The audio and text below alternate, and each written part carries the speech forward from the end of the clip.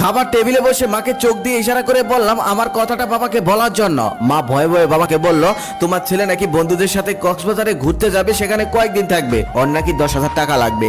বাবা আমার দিকে তাকিয়ে বলল, কবে যাবে? আমি বললাম 5 দিন পর। বাবা তখন বলল, আচ্ছা ঠিক আছে, আমি 3 দিনের জন্য একটা কাজে বাইরে যাব, এই 3 দিন তুই একটু দোকানে বস, আমি ফিরে এসে তোকে টাকা দেই। আমি খুশি হয়ে বললাম, আচ্ছা ঠিক আছে, কোনো সমস্যা নেই, এই 3 দিন আমি দোকানে বসবো, তুমি তোমার কাজ সেরে আসো। পরের দিন আমি সকালে দোকানে চলে গেলাম। আমাদের ছোট্ট একটি দোকান আছে, কাপড়ের দোকান, সেখানে 2 জন কর্মচারীও আছে। আগে অনেকবার দোকানে গিয়েছি, তবে কখনোই দোকানে বসা হয়নি। দোকানে আমার এই প্রথম বসা। দোকানে আমার কাজ হলো কোন মাল কত টাকা দিয়ে কেনা আর কত টাকা বিক্রি করা সেটা লিখে রাখা, আর কাস্টমার আসলে কাপড় দেখানো। তারপর সেই কর্মচারীরা আমাকে কাজকর্ম বুঝিয়ে দিচ্ছিল। ঠিক সেই সময় সকাল সকাল একজন কাস্টমার আসলো।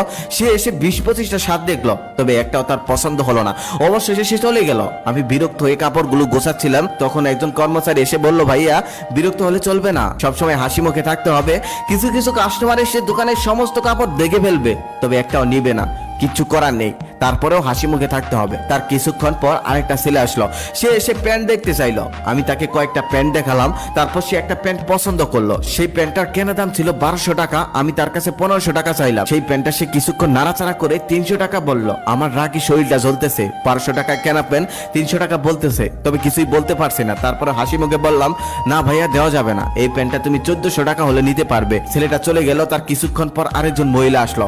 এসে সমস্ত দোকান উলট পালট করে ফেললো। তারপর 2টা কাপড় পছন্দ করলো। পছন্দ করার পর বলতেছে, আমার হাজবেন্ড 3 দিন পর স্যালারি পাবে, 3 দিন পর এসে আমি এই কাপড় দুটি নিয়ে যাব, রেখে দেন। রাগে আমার শরীর জ্বলতেছে, কিন্তু আমি কিছুই বলতে পারতেছি না। তারপর তাকে হাসি মুখে বললাম, ঠিক আছে আন্টি, আঙ্কেল যখন টাকা পায় তখন এসে কাপড়টা নিয়ে যান, সাথে আঙ্কেলকেও নিয়ে আসবেন। তার কিছুক্ষণ পর একটা ছেলে আর একটা মেয়ে আসলো।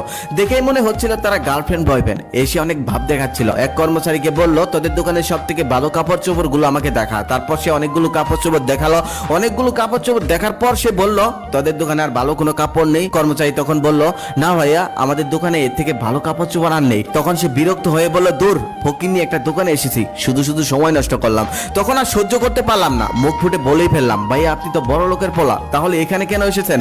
আপনি তো যাবেন যমুনা ফিউচার পার্ক কিংবা বসুন্ধরা সিটিতে, এখানে এসে কেন সময় নষ্ট করছিলেন? তখন আমাদের দুজনের মধ্যে কথা কাটাকাটি হচ্ছিল। ঠিক সেই সময় আমাদের এক কর্মচারী তার কাছে মাপ চেয়ে বলল, ভাইয়া প্লিজ আপনি চলে যান। তারপর ছেলেটা চলে গেল। তারপর কর্মচারী আমাকে এসে বলল, ভাইয়া এমনটা করা যাবে না, আমরা দোকানদার, আপনি তো প্রথম এসেছেন তাই জানেন না, প্রতিদিন কত রকমের কাস্টমার আসে, কত মানুষ কত কথা বলে, সেগুলো আমাদের সহ্য করতে হয়, হজম করে নিতে হয়, শুনেও না শোনার ভান করতে হয়, কিছু করার নেই, আমরা দোকানদার। ওই যে কথায় আছে না, খদ্দের লক্ষ্মী দোকানদার পেঁচা। তারপর সারাদিন দোকান করে আমি একটা হিসাব করে দেখলাম, সমস্ত খরচ বাদ দিয়ে আমি মাত্র ইনকাম করেছি মাত্র 800 টাকা। এভাবেই 3 দিন দোকান করলাম। 3 দিন দোকান করার পর হিসাব করে দেখলাম 3 দিনের সমস্ত খরচ বাদ দিয়ে আমি মাত্র ইনকাম করেছি 5000 টাকারও কম। আবার এই 3 দিনে আমি যে কষ্টটা করেছি, আমার জীবনে আমি এত কষ্ট করিনি, এত মানুষের কথা শুনিনি, কখনোই এত মানুষ আমাকে অবহেলা করতে পারেনি। তারপর সে রাতে আমি ঘরে শুয়ে শুয়ে মোবাইল টিপছিলাম। ঠিক সেই সময় বাবা আমার পাশে এসে বলল, এই নিয়ে তোর 10,000 টাকা। আমি তখন বাবাকে বললাম, বাবা কিসের টাকা? তখন বাবা আমাকে বলল, কেন,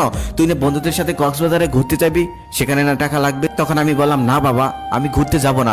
যে আমি 3 দিনে 5000 টাকাও ইনকাম করতে পারলাম না, সেই আমি কক্সবাজারে গিয়ে 2 দিনে 10,000 টাকা ভাঙার ক্ষমতা রাখি না। আমাদের মতো মধ্যবিত্ত ফ্যামিলিদের এসব মানায় না। তখন বাবা বলতেছে, তোর তো পণ্ডিতি করতে হবে না, বন্ধুরা যাচ্ছে তুইও যা, সমুদ্রের বিশালতা দেখলে নিজের মনটাও বিশাল হয়ে যায়। তখন আমি বাবাকে বললাম, বাবা বিশালতা দেখার জন্য সমুদ্রের পাড়ে যেতে হয় না, বাবার চোখের দিকে তাকালেই হয়। তারপর আমি কক্সবাজার যাওয়াটা ক্যান্সেল করে দিলাম। রাতে খাবার টেবিলে বসে বাবাকে বলছিলাম, বাবা দোকানে 2 জন কর্মচারী রাখার কোনো দরকার নেই, কাল থেকে আমি দোকানে বসবো, একজন হলেই হবে। তার একটু পর বাবা মাকে বলতেছে, আজকে তরকারিতে এত ঝাল দিয়েছো কেন? চোখে পানি এসে যাচ্ছে। আমি খুব ভালোভাবেই বুঝতে পারলাম তরকারি ঝালের জন্য বাবার চোখে পানি আসেনি, বাবার চোখে পানি এসেছে আমার কথায়। শত কষ্টের মধ্যেও সন্তানদেরকে ভালো রাখার জন্য কত কষ্টই না করে তার। আর সেই সন্তান যখন বাবার পাশে দাঁড়ায়, তখন সত্যি বাবারা কেঁদে ফেলে। এই কান্না দুঃখের কান্না নয়,